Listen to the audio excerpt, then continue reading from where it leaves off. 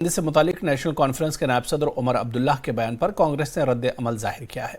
News 18 ने जेकेएलए से बात करते हुए कांग्रेस के तर्जुमान मीम अफजल ने कहा कि भर्ती के इम्तिहानात के पेश नज़र ब्लूटूथ को छुपाकर ले जाने को रोकने की जरूरत है, इसलिए हिजाब को लेकर यह कदम उठाया गया था। उन्होंने कहा कि इस मसले के हल के लिए कोई और रास्ता निकाला जाएगा।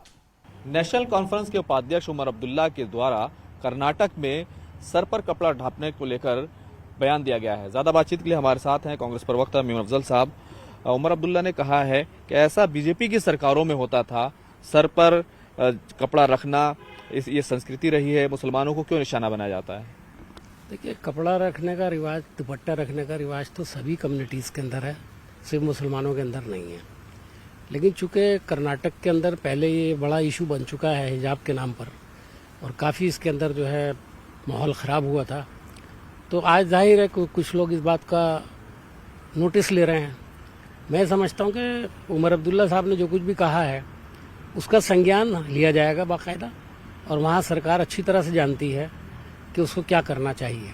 वहाँ पर भर्ती परीक्षाएं होने वाली हैं और वहाँ पर इस बात को लेकर के काफी नाराजगी है, क्योंकि हिजाब का विवाद पहले भी वहाँ पर हो चुका है। उन्होंने अध्यक्ष मल्लिकार्जुन खड़गे जी, राहुल गांधी जी, सोनिया गांधी जी से अपील की है कि इस मसले को देखें और इस मसले को हल कराएं। देखिए, मैं समझता हूँ कि इस पर ऑलरेडी पार्टी ने भी और वहाँ सरकार ने भी इसका संज्ञान लिया है और जल्दी आप देखेंगे ये मसला जो है हल हो जाएगा।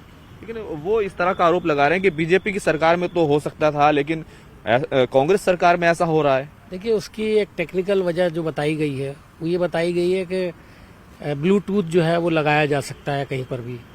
इस तरह से अगर ब्लूटूथ लगा के कोई पहुंच जाएगा तो जाहिर है वो ऑब्जेक्शनेबल तो है ही, लेकिन उसके लिए कोई वाया मीडिया निकाला जा सकता है। बहुत बहुत शुक्रिया।